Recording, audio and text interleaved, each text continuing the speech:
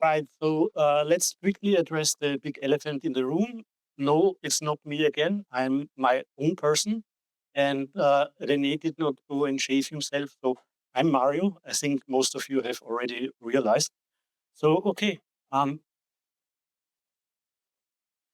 Oh, the beam. Oh,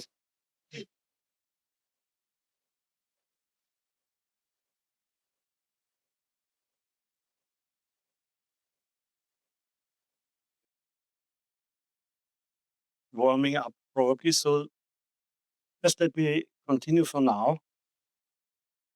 So since you know René very well, I just want to introduce myself a little bit.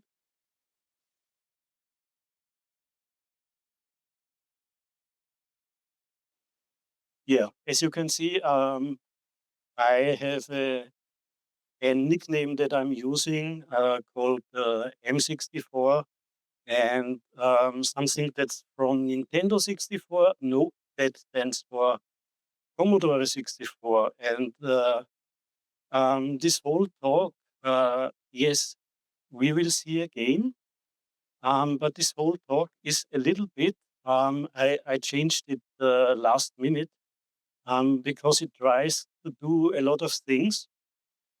When you looked at the agenda, you were reading about MOVY, what you're seeing here, logo for MOVY, terminal rendering engine, seed sound, whatever that might be, and so on. So I thought maybe it will be boring for you if I just show you this rendering engine and explain all the API in detail. I think everybody will fall asleep.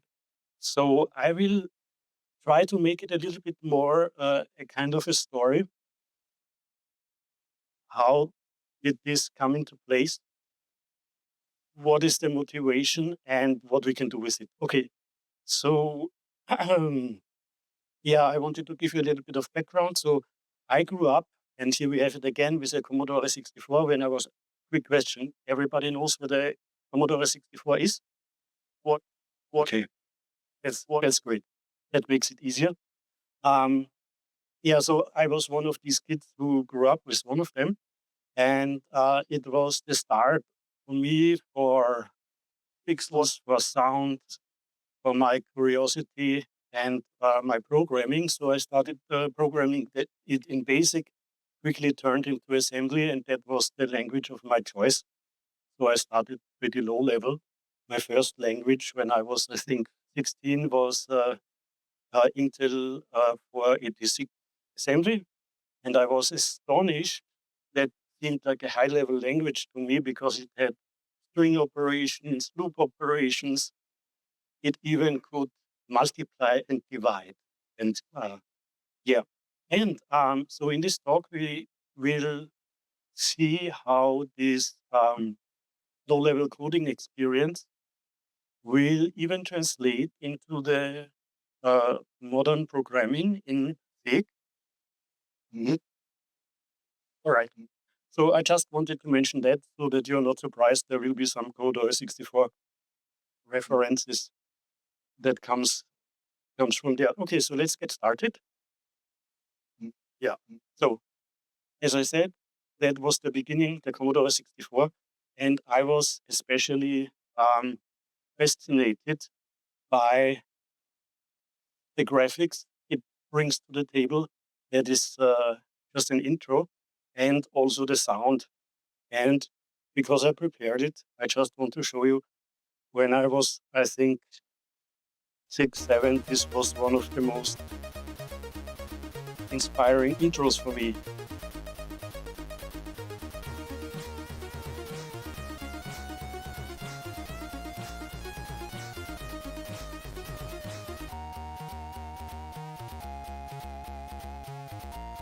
Yeah, so you get the point. I just wanted to start this so you can hear a little bit the sound. So I was amazed by the sound of this computer. All right, so that is the inspiration. Yeah, so that is where I'm coming from. And before I scroll further down, what really made me start this project is this. Okay, so we continue. What really started the whole thing. Do you know this utility, cut image? And I once stumbled across this. And as you can see, it is a utility. You give it an image and it will render it on the terminal. And I saw this. I mean, that was the moment when it clicked. I saw this and I thought, what is happening here? Okay, so what you're seeing is that this is rendered. The pixel resolution seems to be a little bit higher than the character size. And we have a laser pointer. Yes. How does it work? Yeah. So that is the cursor size, and the pixels are smaller. So I realized, I checked the source code, I checked everything. Oh, this is possible by using an ANSI half block character, and you give it a foreground color, and above you give it a background color, and so you have in one character 2 pixels basically.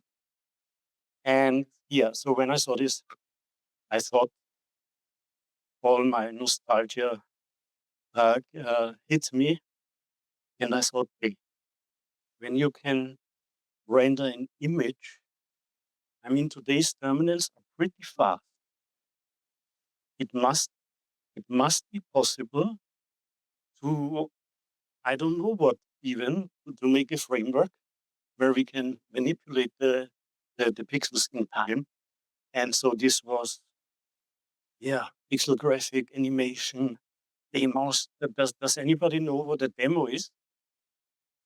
Okay, not everybody, so explain it quickly. So there is a demo scene, and there it is about, I would say, that you write programs and they have only one purpose. They should, in any way or form or shape, display innovative graphics, sound, and so on, like generating programmatically videos with effects and so on. There are competitions about this, and some are even about size constraints. So you can have 128 byte demos. You can have pretty popular 64 kilobyte demos. And what were here? Yeah. So when I saw this in my mind, I thought, hey, I want to try this.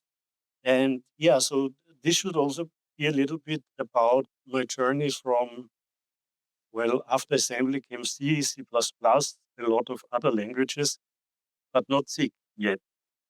Okay. So at this moment, I don't know, this was last year. I'm coding SIG about not even a year now, but it was pretty fast to learn. So what I will show you next is my vision coded in C++.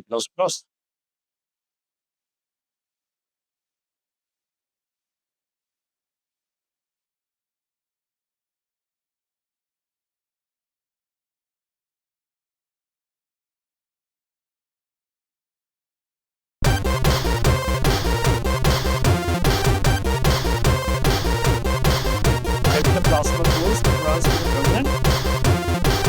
So there's the plasma effect and some scrollers, and I can control it with the keyboard.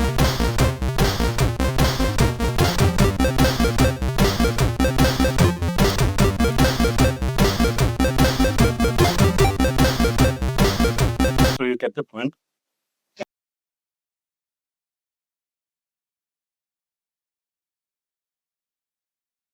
So that's the plasma ghost. And that was pretty much where I hit the wall, so to say, in development. Because when I was coding the new framework to do all this, to make the animations and so on, and you might have realized it or not, there are even some scenes. Well, the concept of a scene is something happens, then happens the next, and there are not I think 3 or 4 things. So like a fade in, then the plasma comes up, and so you have to do things after each other. And while the thing runs nice, as long as you do call the same routine every time, the thing's easy. But when you want to do things after each other, so I was coding this in C++. And the thing, while I was coding it, I was having the ideas. So the ideas were coming, I was coding it, and another idea, oh no, not like this. Then I changed, I need this. And I changed it a lot. And especially the refactoring was the pain. The thing, there's a phrase for that, I will not expand it. So it was a real pain, so to say, or at least it created a kind of fatigue. When I want to change, then I have to change or add or a header file. Beware of header include cycles. I also what was also happening is I was inspired and I wanted to have results fast. So I was maybe a bit lazy, and I don't know if I have a slide about this. Oh yeah, right. So what also what happened is that when I was lazy, I was coding fast, so I didn't care too much. Usually, I used integers instead of booleans. So when it's 0, it's okay. When it's 1, it's not okay, or even a higher number. Not realizing, hey, that's even a signed type, an integer. And where I want to come is so I have a twin brother called René, and for a longer time he said, you have to learn SIG. And I think I even 2 times looked at the SIG website, and I looked at it and thought, yes, but I didn't get the point, not at all. But I trust my brother because he is a very experienced developer, and he doesn't often give me tips. But when he says, do this, so I knew it will come to the point that I will check it out. And the only thing or for me, the best working way to learn a new programming language, you need to have a project. I see this all the time. Even people sometimes, or colleagues at work, they ask me, but so I want to learn this language. What should I code? What would be a good project? Yeah. And when something coming from yourself, you have a need, and you want to achieve this, make a little tool or something, that's the best. So I knew I have to code the plasma goals. And so I started, and it was in the beginning a huge thing for me to switch from C++ to SIG, because I was getting type errors all the time. But that was even a good thing in the long run, because since I code in SIG, I code completely different, much cleaner. What I love so much is you don't have a header file, you have one file. The refactoring is a breeze. And SIG, I know you all know SIG, so let's do this quickly. Or even, I don't need to list it, you probably know what I mean. But for me, I would really say SIG makes me somehow even a better programmer, I would really say. One big point that we will see a lot, or that we will see is very important, is the C++ interrupt. To switch previously, it's only C, but you can wrap C around C++. Yeah. So to switch here, to switch, to switch, to switch. Yeah. So the next that I could also show to switch is terminal 1. To switch, so I to switch, to switch, to switch, to switch, to switch. That is terminal 1. So I can to switch. So this is now SIG, and that's the terminal. I have mouse support. I can do stuff. To switch, even made a to switch window, demo, to switch, to switch, to switch. So this was to switch green. Let's try to switch, to switch, to switch, to switch. So with this, that's a bit of fast forward, but so this was were the first implementations in SIG. So this is again the terminal, of course. So I don't know if this will segfold because it's with the old. I know, so it's working. So I can type, I can use the mouse, I can drag windows, I can have animations. So probably you could even make your own desktop if you want. Yeah, when we look here, the rendering is, I would say, pretty fast. Outputting on the terminal, and that is where you can calculate the frame rate if you up to it. It should be pretty high. Yeah. So what's next? Yeah, I was redoing the whole presentation, so I will be surprised with that. Yeah. So in this way, I realized kind of my dream. Yeah. And will we go? Okay. So now is a little bit the part where I don't know how much into detail I should go. But yeah, so I've realized the terminal is a pixel canvas, and so I implemented it this way, and we will see a little bit how this looks. That I split that I tried in the first run to achieve the following points. So the first thing is what is MOVY consisting of? So the probably most basic type is a render surface that's basically a pixel canvas with RGBA data and some other attributes. Of course, we have transparency. Then I wanted to have sprite, and sprites is also it's everything is composable, so it contains render surfaces. You can split images into frames and make frame animations, and then there comes a whole you have other stuff, and we will see this later. And one thing, the render surface is the very basic, where everything at the end, at one time when you want to display it on screen, will be a render surface. So this one has a function called toAnswer. Oh, I maybe didn't say. So this will build the strings to output to the terminal with the escape sequences for the pixel data in color.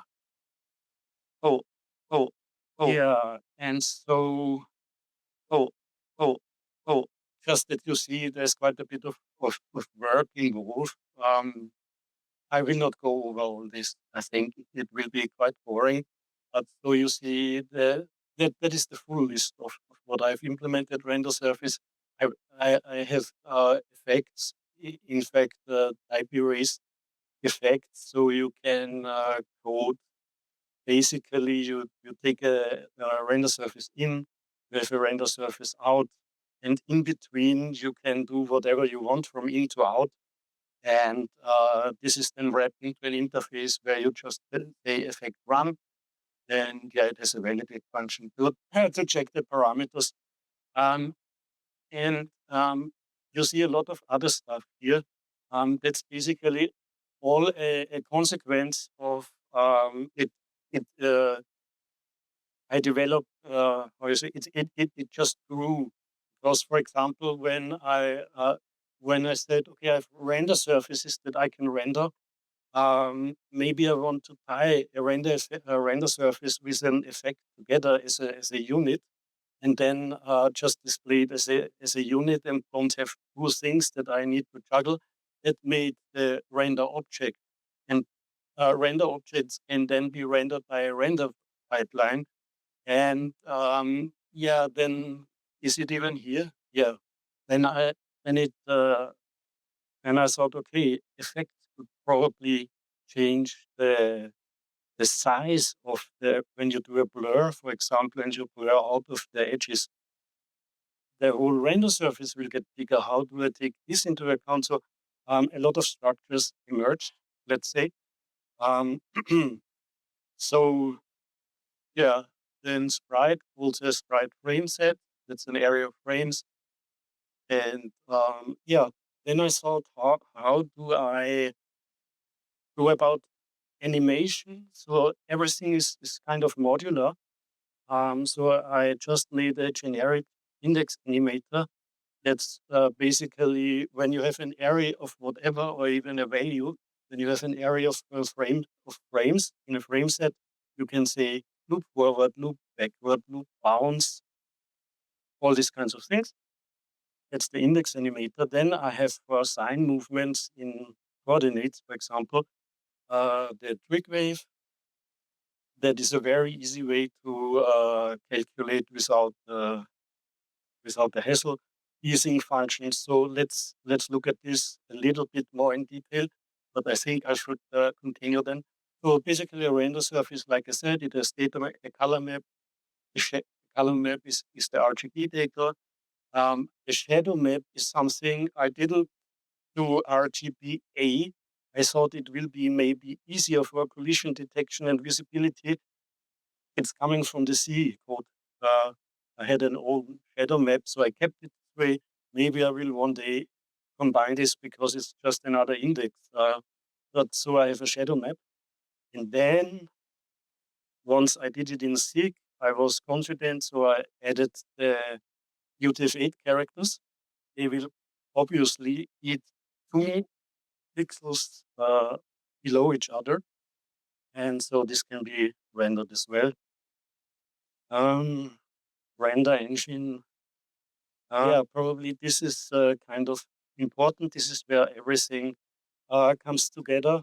So basically, whatever I'm doing at the end, everything is that gets handled to be displayed on the screen is a render surface. So the render engine is just a big loop that goes over the surfaces, and yeah, and has an output surface, and so it renders them with clipping, transparency, layering, blah blah blah. Yeah, so there's a bit more. The render method. I've already said this. There's a visual example. So you have the two surfaces. They are small. They have different coordinates. You have an output surface, and then they are rendered. So yeah, just visually explained. Maybe yes. So this is a bit of code how you would work with this.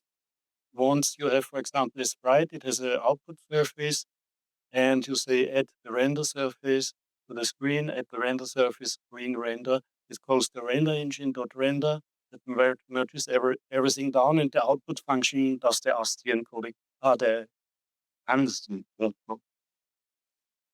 Okay, so we have real-time effects. I think we go more to the practical details because I prepared this, but I think this will take us hours to go through. What do we see here? Yes, so maybe we just skip that. Here we see a little bit of code. We can just create from the movie.effect module, for example, you've coded a fade effect, give it alpha end, sharp end, and a duration. And all these effects in the most simple way. Yeah, here's the type gets erased in this effect.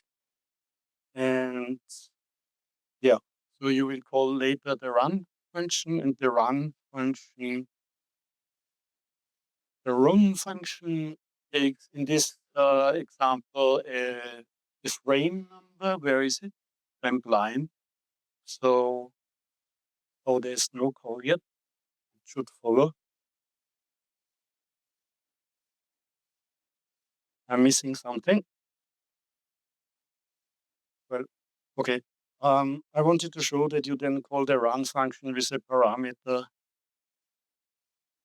of the frame. Anyway, so when you have 60 frames for the effect and you give 30 as the duration, then it will be half transparent or yeah, in the fading.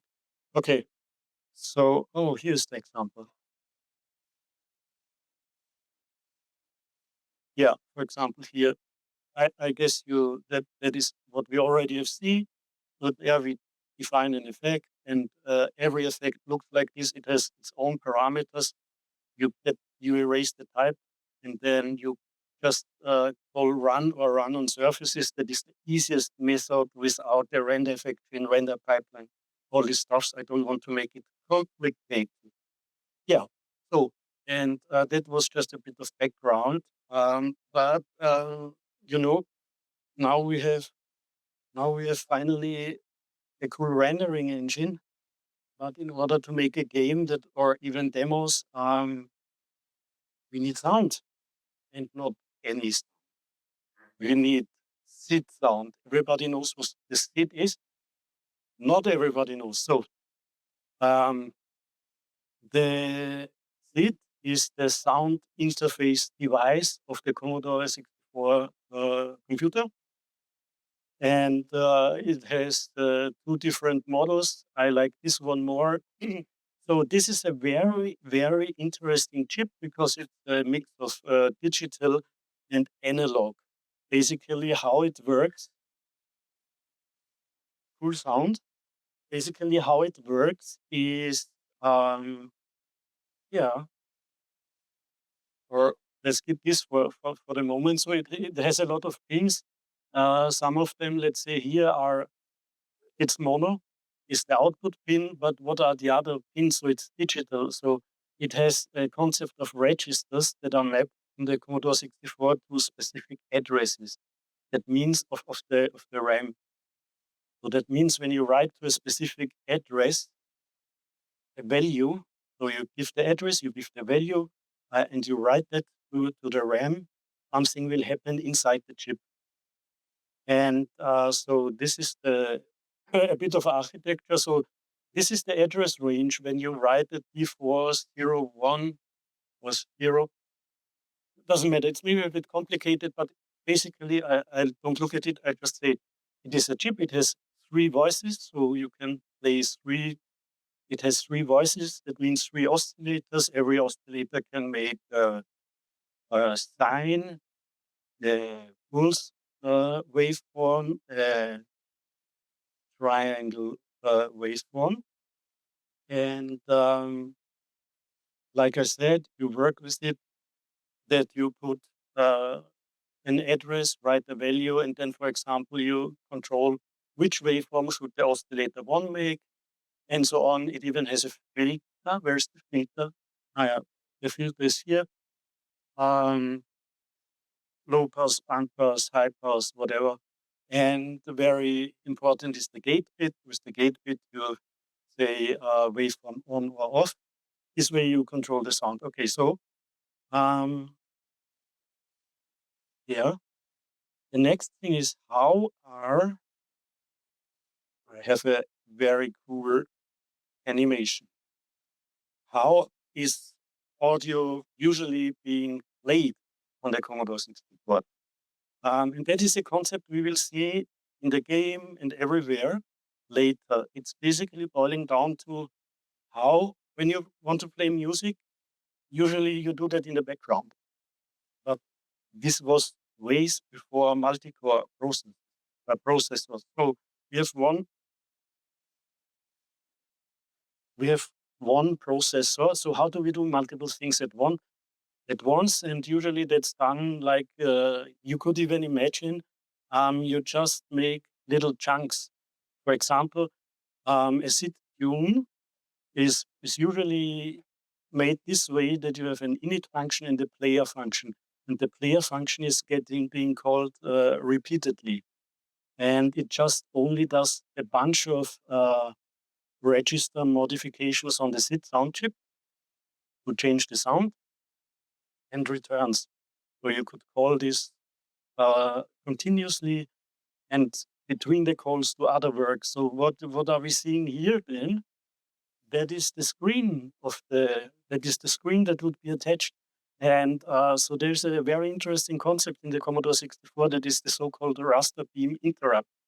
So you maybe know the concept of interrupt. It's something happens, a signal on a CPU, and it will lead it to interrupt what it is doing and doing something else. This is done in this way on the Commodore 64, that you also, everything is RAM addresses. So you write where you want on which raster line you want to have an interrupt. That's a very special concept of the Commodore 64, because the video chip that is generating, and before LCDs that were really raster beams that were highlighting pixels on the monitor. So this is going, and every time it goes right, it will produce the video, and then it will go back and then fetch the next video data and print the next line, so to say. And you can say at what specific line you want an interrupt happening, and that is usually used to do stable timing, to call the music, the audio generation routine in a fixed frequency that is obviously important to generate audio that doesn't speed up and slow down and so on. So this is a kind of concept for that. Illustrated. Oh yeah. So when we want to have authentic SID sound, like on the Commodore 64, that also means, who will change the registers? In order to change the registers, we need a program that does this. And you can download SID sound files from the internet. And this format is very special because it includes executable code for the CPU of the Commodore 64. There is no other way. You have to run the player routine to change and modify the SID register. So basically, before we can play any sound, we need a CPU emulation. And you see the rabbit hole, how this all goes down. So, but I should have some examples. So what I had skipped here, is that in the meantime, we have found I would say, SID emulation source code. It emulates the chip, and it's written in C++. In the meantime, we have written a C wrapper for the C++ and a SID wrapper for accessing the routines, and we can now have a virtual SID chip, and we can have functions like set register, and we can say clock the chip so and so much and render it into a buffer. Okay, but in order to play authentic SID sound, we have to know what registers are modified in such a SID file that we want to play. And therefore we have, and I just show it like this. So the next project we have to create is SIG64, and it can do this. I didn't mean to, oh yes, I said, okay, so basically we have, okay, so where's this? Yeah. I have a load program example, and this is already a, you know what? Why not? Is it in store? No. Yep. So basically, we just look at Commodore 64 assembly code. It's quite funny. Now you have seen it, and now we execute this in a virtual environment. I thought we have it here. RG. And so we have a working CPU emulator, and we can call every instruction, so whatever. So, and basically I'm stepping through, it is a loop, that's why it's repeating all the time. And we count the program counter, we check the register, we basically make a big switch, we fetch a byte from memory. The byte, for example, C8 will tell us that this instruction to increment the Y register. And so in the next step, this will be incremented. And then we also have to check the so-called flags. This is all getting very, very low level. So let's leave it at there. So now we can, and finally, and And Finally.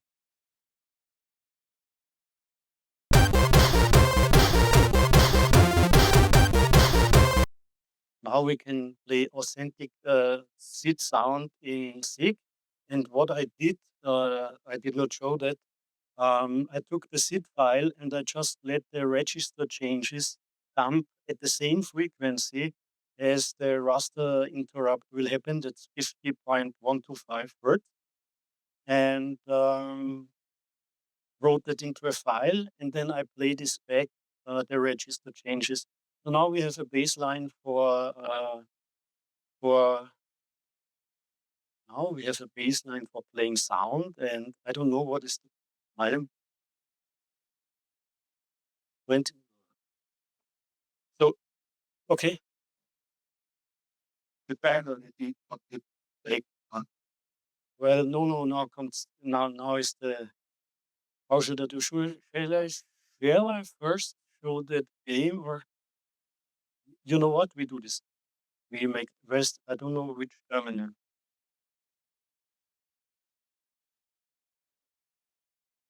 Let's take this terminal. Oh, maybe a bit bigger. So we go into okay. Um,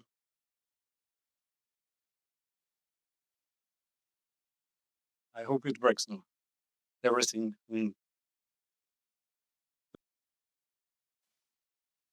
I'm nervous myself. Seek out in. No, no.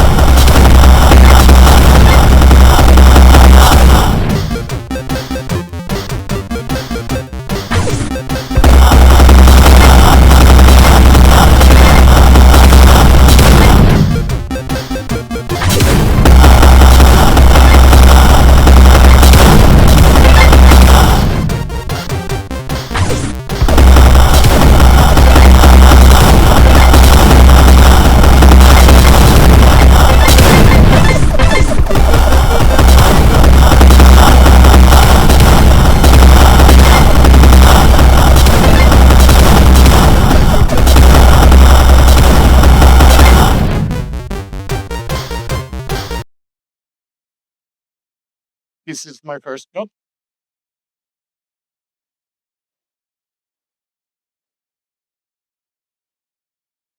So we can play on the terminal.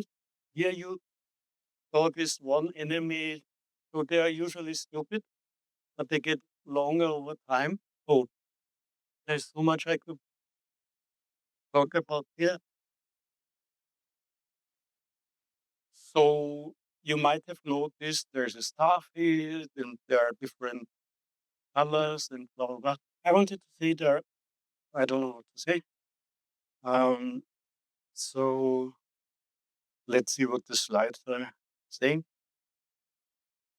Yeah, so here comes everything together. We have SID sound, we have the movie library, we have 664, but I used it to pre-record the SID register changes. In this case, 60 frames per second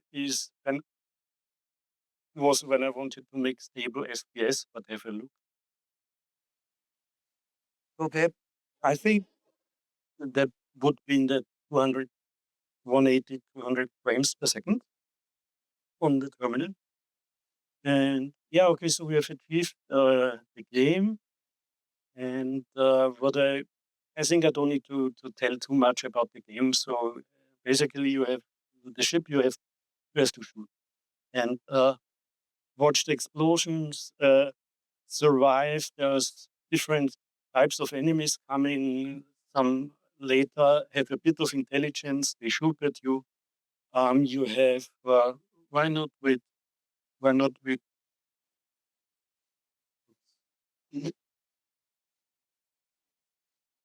there's this blue thing, and when you shoot it, there's another blue. Wait, you should not touch it. I wanted to say when you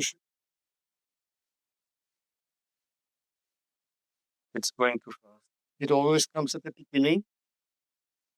So you get some props. In this case, I got another weapon. That's this weapon now, and with that, everything is. You get both the yellow are bonus points. You sometimes get the shield. You saw this already. Okay. So, oh yeah, just to recap, 3 explosion times. Oh, what I forgot is in order to make the explosion sounds and so on, the sound is with the ReSID emulation, the C++ rep. We do register changes in a background thread, and to render the explosions first, I thought I used the SID chip as well, but to make a SID mixer, that would be cool. But I went a more easy route. There's a buffer, it's 4096 bytes, and that gets rendered with the SID sound. And I use STL to do the audio playback. So I have a STL audio callback that fills this buffer. But once the buffer is filled, and it's quite short, I made a WAV mixer so I can mix 256 WAV files simultaneously whenever they happen, so whenever something explodes. We have this. Then, yes, I wanted to just show a little bit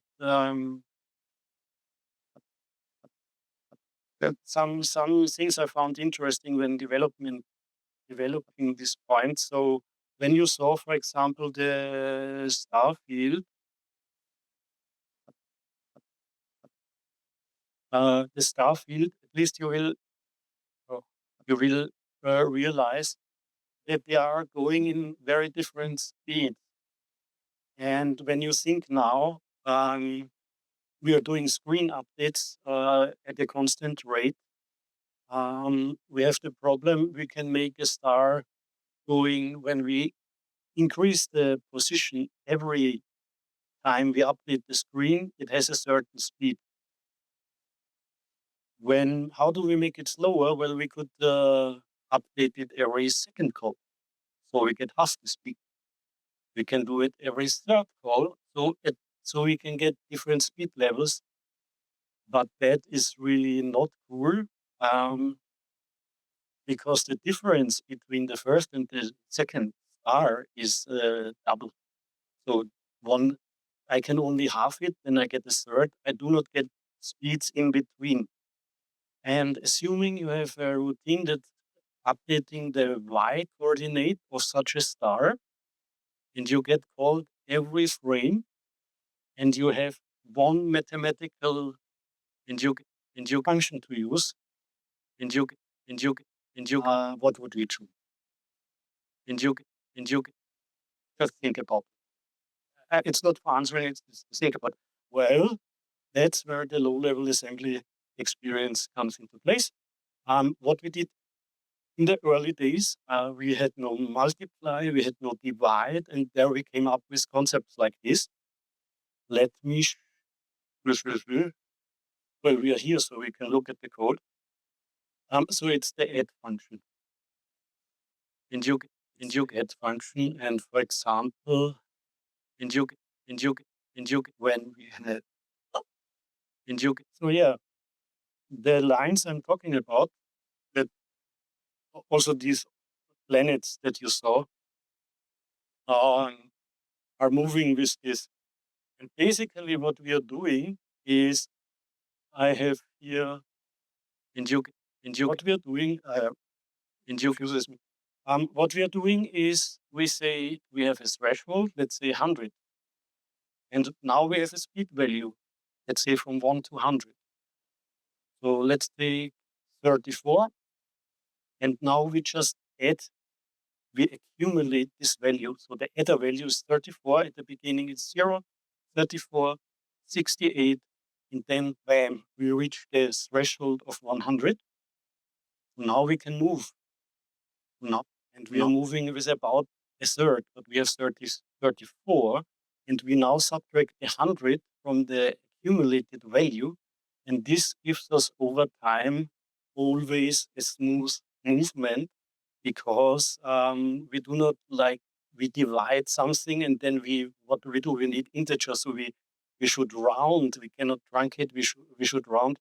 I don't know how to explain this well. It would probably, if I print the values. But the thing is, it's fixed point integer arithmetic. We just accumulate the first threshold when we reach it, and then between the many calls of the update function, this will make a smooth movement. This is something that I wanted to point out. Then other things that I'm doing in the game is, for example, very sick spirit, or I don't know, is we have constant memory for everything.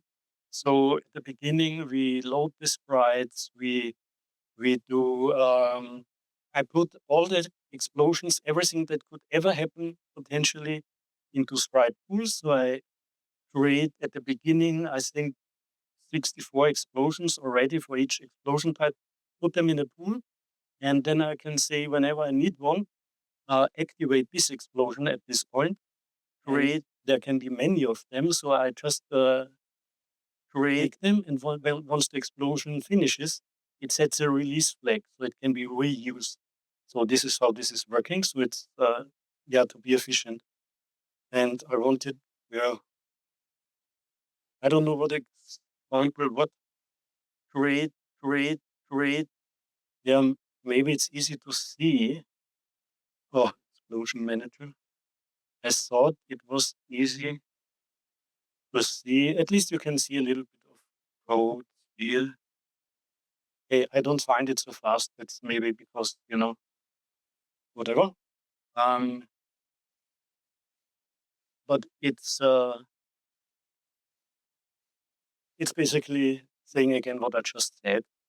Okay. And what I forgot is that I have a surprise. And so time is running. Let's, the surprise will be, I think, on terminal. Look, this one. Okay. Once we can render frames on the terminal as we want, nothing prevents us to render video frames, isn't it? So just there's another test. It's a 4K video. You can skip forward.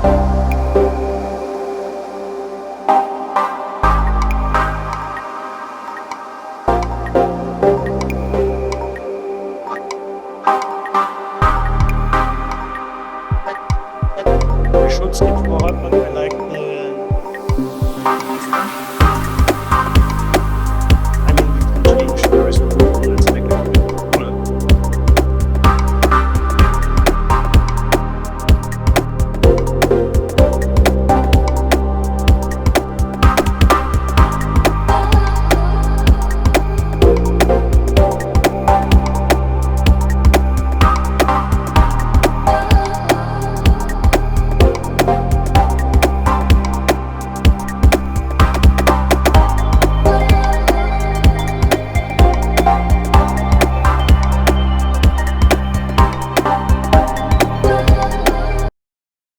I just want to show you another example quickly.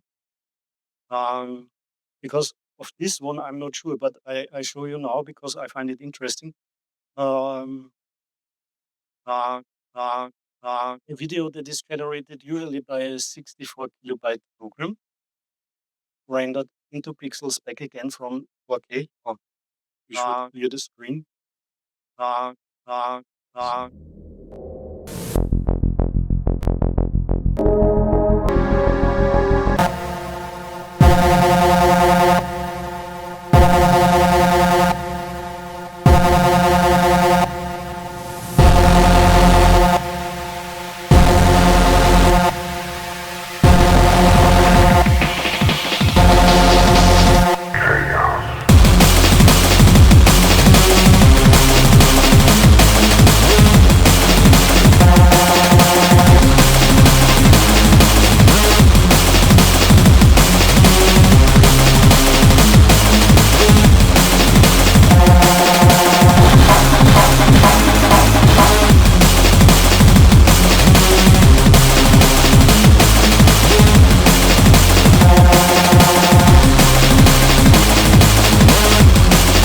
Yeah, so that's the Hungarian demo crew conspiracy. And I love the demos. But I have another surprise. And then that would be it. I was wondering, yeah, when we can do demo stuff, how will persons look? Okay, but why is C++ bad? C++ is buggy, inefficient, and incomplete. C++ is bloated. It's supposed to take order of magnitude longer to source than C. C++ offloads half the language implementation into linkers, resulting in inscrutable, unsolvable errors so late in the development process one is compelled to implement Lovecraftian workarounds, devastating one's sanity to the point that exploiting Synaphia seems normal, and the static initialization order fiasco feels like a feature rather than a bug. Okay, let's leave him that.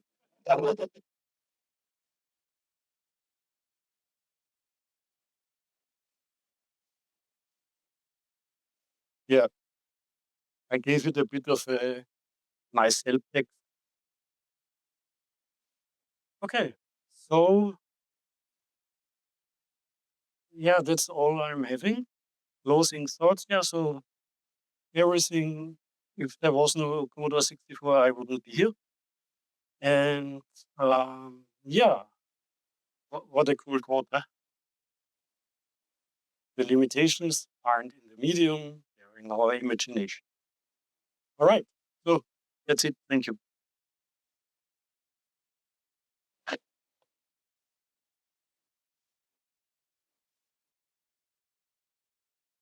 If you have any questions, and maybe the easiest you could best get that. Yeah, yeah. Other questions? Yes? Well, that Arten. Yeah.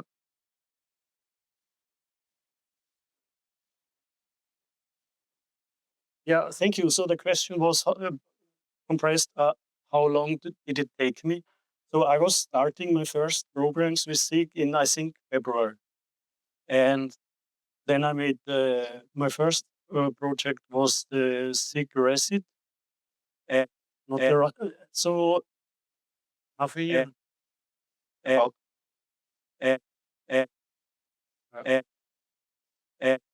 By the way, I have to apologize. I will share probably then in the chat or somewhere the repositories. The only reason that I do not have made them public yet is that I had first to finish stuff, and then it's because of the build.sig.song that during development, yeah, that's not one. The dependencies, I have them locally. So I would have to push, make a tag, and so on to make this all work. So I will push this probably in the evening or tomorrow. Yeah. Questions? Uh, uh, uh, uh, uh,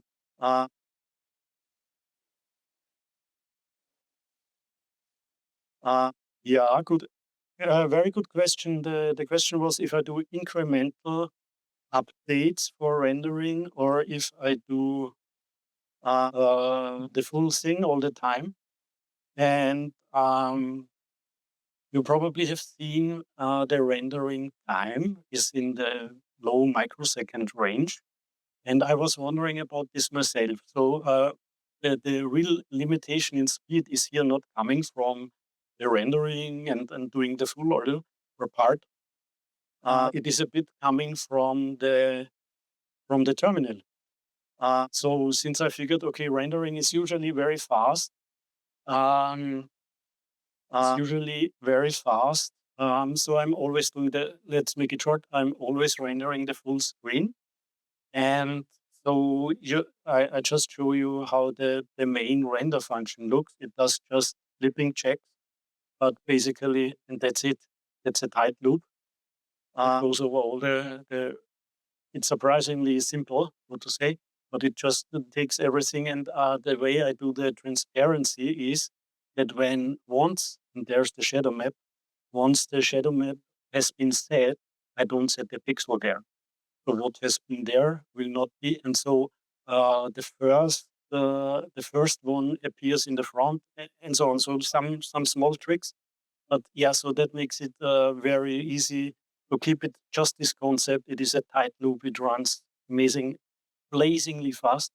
And yeah, maybe one detail. I'm rendering into ANSI escape sequences for a line, and then I don't do a return, but I use the cursor positioning to go back left and one down. Coming from this question, so to say, so to be able to not have an enter, but maybe to jump up and do. But I found the pixel, the cursor movements that will get too complicated. I just tried with the full screen, and that's how it turned out quite okay. Yeah.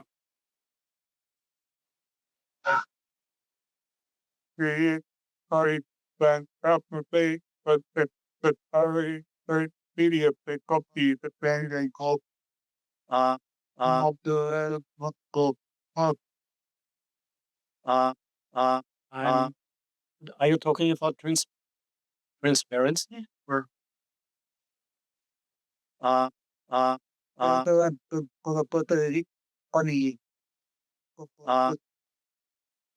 oh yes, there are different ones, and I am using 38 and 48.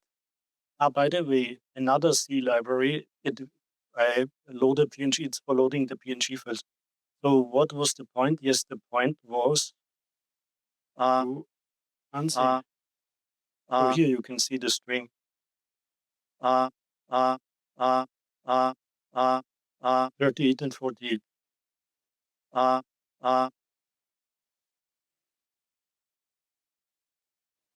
Yes.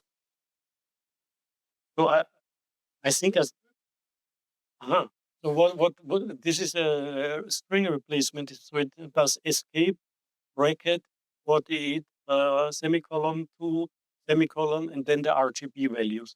That's one of them is for background, and then the other one, the 38, is let's say is for foreground. And in the curly brackets will be inserted the RGB values. So it's building ANSI strings. So one character is this. One double pixel is this. Yep. Yep.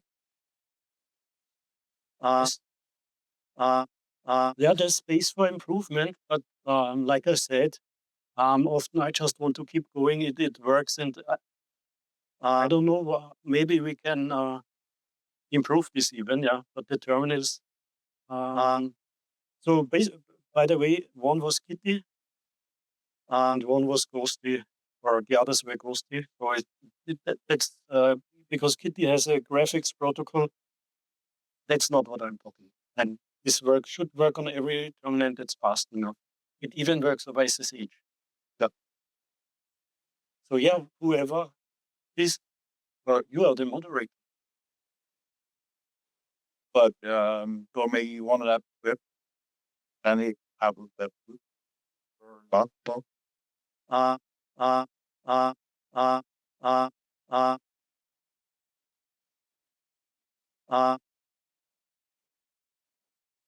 sorry, I did really not understand. You can speak a bit slower.